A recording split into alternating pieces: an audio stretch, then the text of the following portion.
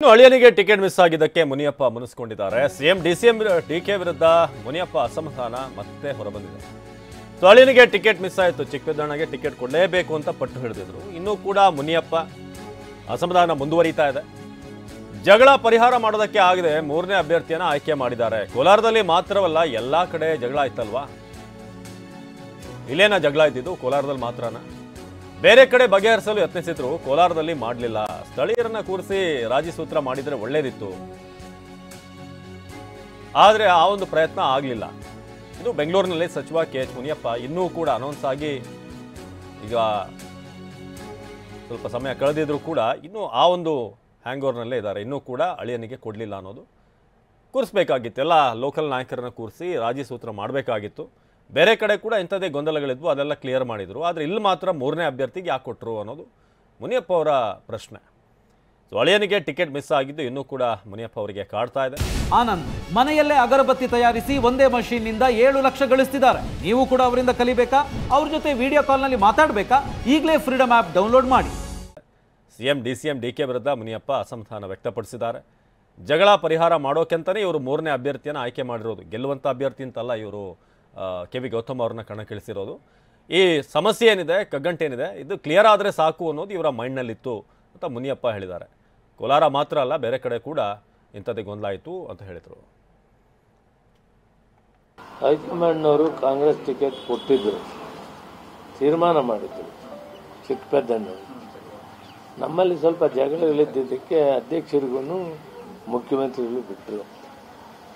ಅವರು ಇದನ್ನು ಪರಿಹಾರ ಮಾಡೋಕ್ಕಾಗದೆ ಮೂರನೇ ಅಭ್ಯರ್ಥಿಯನ್ನು ಆಯ್ಕೆ ಮಾಡಿದ್ದಾರೆ. ಇಂಥ ಗಲಾಟೆಗಳು ಸಾಕಷ್ಟು ಕಡೆ ಇತ್ತು, ಅವನ್ನೆಲ್ಲ ಬಗೆಹರಿಸೋಕ್ಕೆ ಪ್ರಯತ್ನ ಮಾಡಿದ್ದಾರೆ. ಇದನ್ನು ಅವರು ಮಾಡೋಕ್ಕಾಗಿಲ್ಲ. ನಾನು ಹೇಳಿ ನೋಡಿದೆ, ಅವಕಾಶ ಮಾಡಿಕೊಡಿ, ಗೆಲ್ಸ್ಕೊಡ್ತೀನಿ ಅಂತ.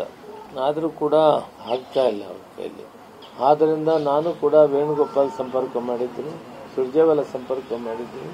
ದೊಡ್ಡವರು ಮನಸ್ಸು ಮಾಡಿದ್ರೆ ಬಗೆಹರುತ್ತೆ ಅಂತ ಹೇಳಿದ್ರಿ. ಅಲ್ಲಲ್ಲ, ಅವರು ಮನಸ್ಸು ಮಾಡಿದ್ರು ಕೂಡ ಬಗೆಹರಿದಿಲ್ಲ. ನಾನು ಯಾರನ್ನ ಆಕ್ಷೇಪಣೆ ಮಾಡಿ ಏನು ಪ್ರಯೋಜನ? ಈ ಎಲೆಕ್ಷನ್ ಬೇರೆ ಬಂದು ಕುಂತಿದೆ. ಒಬ್ಬ ನಮ್ಮ ಅಳಿಯನಿಗೆ ನಾವು ಕೇಳಿದ್ವಿ, ಅವ್ರು ಕೊಡಲಿಲ್ಲ ಅನ್ನೋದು ಬೇಸರ ಇಲ್ಲ, ಒಂದು ರಾಜಿ ಸೂತ್ರ ಮಾಡಬೇಕಾಗಿತ್ತು. ಲೋಕಲ್ ಜನ ಯಾರನ್ನೋ ಒಬ್ಬರನ್ನ ಎಲ್ಲ ಕುಂತಿಸಿ, ಇಲ್ಲಪ್ಪ ನಾವು ಹೇಳ್ತಾ ಇದ್ದೀವಿ ಕೇಳಬೇಕು ಅಂತ ಇಬ್ಬರಿಗೂ ಹೇಳಿ, ನಾವು ಹೇಳ್ತೀವಿ ಕೇಳಬೇಕು ಅಂತ ಮಾಡಬೇಕಾಗಿತ್ತು. ಪ್ರಸನ್ನ ಈ ಬಗ್ಗೆ ಹೆಚ್ಚಿನ ಮಾಹಿತಿಯನ್ನು ನೀಡ್ತಾರೆ ನೇರ ಸಂಪರ್ಕದಲ್ಲಿ. ಪ್ರಸನ್ನ, ನಿನ್ನೆ KV ಗೌತಮ್ ಅವರ ಒಂದು ಅಭ್ಯರ್ಥಿ ಅಂತ ಅನೌನ್ಸ್ಮೆಂಟ್ ಆದಾಗ ಮೊದಲನೇದಾಗಿ ಮೇಲ್ನೋಟಕ್ಕೆ ಅನಿಸಿದ್ದು ಇವರಿಗೆ ಗೆಲ್ಲುವ ಅಭ್ಯರ್ಥಿಗಿಂತ ಅಲ್ಲಿ ಇರುವಂಥ ಕಾಂಪ್ಲಿಕೇಶನ್ ಕ್ಲಿಯರ್ ಮಾಡಿದ್ರೆ ಸಾಕಿತ್ತು ಅನ್ನೋ ರೀತಿಯಾಗಿ. ಸೊ ಅದನ್ನ ಈಗ ಮುನಿಯಪ್ಪ ಕೂಡ ಹೇಳ್ತಾ ಇದ್ದಾರೆ, ಇಲ್ಲಿ ಕೂರಿಸಿ ರಾಜಿ ಸೂತ್ರ ಮಾಡಬೇಕಾಗಿತ್ತು, ಇವರು ಸಮಸ್ಯೆ ಬಗೆಹರಿದ್ರೆ ಸಾಕು ಅಂತ ಹೊರಟರು ಅಂತ. ಸೊ ಮುನಿಯಪ್ಪ ಅವರು ಮತ್ತೆ ಏನು ಹೇಳ್ತಿದ್ದಾರೆ ಅಂತ ಈ ಒಂದು ವಿಚಾರಕ್ಕೆ ಸಂಬಂಧಪಟ್ಟ ಹಾಗೆ. ಅವಿನಾಶ್, ಇಲ್ಲಿ KH ಮುನಿಯಪ್ಪ ಅವರು ಒಂದೆರಡು ವಿಚಾರಗಳನ್ನ ಅತ್ಯಂತ ಸ್ಪಷ್ಟವಾಗಿ ಹೇಳ್ತಾ ಇದ್ದಾರೆ. ಅದು ಅಭ್ಯರ್ಥಿಯ ಆಯ್ಕೆ ಬಗ್ಗೆ ನನಗೆ ಯಾವುದೇ ರೀತಿಯ ಗೊಂದಲಗಳಿಲ್ಲ, ಅಥವಾ ನಾನು ಖಂಡಿತವಾಗಿಯೂ ಕೂಡ ಕಾಂಗ್ರೆಸ್ ಅಭ್ಯರ್ಥಿ ಅನ್ನುವಂಥ ಕಾರಣಕ್ಕೋಸ್ಕರ ಗೆಲ್ಲಿಸಿಕೊಂಡು ಬರುವಂತ ಅಥವಾ ಅದಕ್ಕೆ ಬೇಕಾ ಅಂತ ಪೂರಕವಂತ ಕಾಂಗ್ರೆಸ್ ಪಕ್ಷಕ್ಕೆ ಬೇಕಾ ಅಂತ ಕೆಲಸವನ್ನ ಮಾಡೇ ಮಾಡ್ತೀನಿ ಅನ್ನುವಂಥ ಮಾತನ್ನ. ಆದ್ರೆ ಕೋಲಾರದ ಬಿಕ್ಕಟ್ಟನ್ನ ಬಗೆಹರಿಸುವಂತಹ ದೃಷ್ಟಿಯಿಂದ CM ಮತ್ತು DCM ಅವರು ಮಾಡಿರುವಂತಹ ನಡೆಯ ಬಗ್ಗೆ ಒಂದಷ್ಟು ಆಕ್ಷೇಪಣೆಗಳನ್ನ KH ಮುನಿಯಪ್ಪ ಅವರು ವ್ಯಕ್ತಪಡಿಸ್ತಾ ಇದ್ದಾರೆ.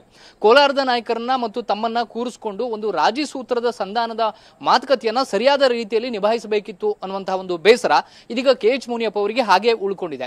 ಬೇರೆ ಎಲ್ಲ ಜಿಲ್ಲೆಗಳ, ಬೇರೆ ಎಲ್ಲ ಲೋಕಸಭಾ ಕ್ಷೇತ್ರಗಳ ಗೊಂದಲಗಳನ್ನ ನೀವು ಬೇರೆ ರೀತಿಯಲ್ಲಿ ಬಗೆಹರಿಸ್ತೀರಿ, ಆದ್ರೆ ಕೋಲಾರದ ವಿಚಾರದಲ್ಲಿ ಮಾತ್ರ ಯಾಕೆ ಈ ರೀತಿಯ ಸಂಧಾನ ಆಗೋದಿಲ್ಲ ಅನ್ನುವಂತಹ ಒಂದಷ್ಟು ಪ್ರಶ್ನೆಗಳನ್ನ KH ಮುನಿಯಪ್ಪ ಅವರು ಇವತ್ತು ಕೂಡ ಎತ್ತಿದ್ದಾರೆ.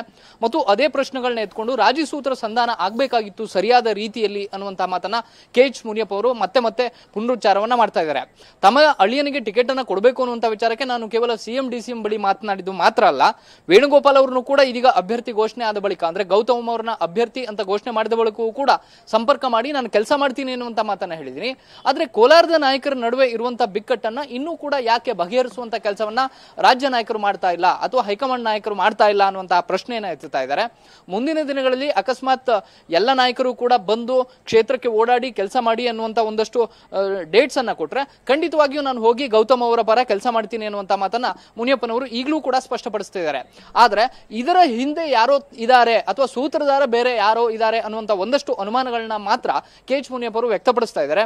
ಕೋಲಾರದ ಬಿಕ್ಕಟ್ಟು ಮೇಲ್ನೋಟಕ್ಕೆ ಹೊಸ ಅಭ್ಯರ್ಥಿ ಘೋಷಣೆ ಆದ ಬಳಿಕ ಮುಗೀತು ಅಂತ ಅನಿಸ್ತಿರಬಹುದು. ಆದ್ರೆ KH ಮುನಿಯಪ್ಪನವರಿಗೆ ಇರುವಂತಹ ಬೇಸರ ಇನ್ನೂ ಕೂಡ ತಣ್ಣಗಾಗಿಲ್ಲ ಮತ್ತು ಕೋಲಾರದ ನಾಯಕರು ಯಾರು ರಾಜೀನಾಮೆಗೆ ಮುಂದಾಗಿದ್ರು ಅವ್ರನ್ನ ಒಂದುಗೂಡಿಸುವಂತ ಕೆಲಸವಂತೂ ಇದುವರೆಗೆ ಆಗಿಲ್ಲ ಅನ್ನುವಂಥದ್ದು ಗಮನ ಸೆಳೀತಾ ಇದೆ. ಅವಿನಾಶ್, ಧನ್ಯವಾದ ಪ್ರಸನ್ನ.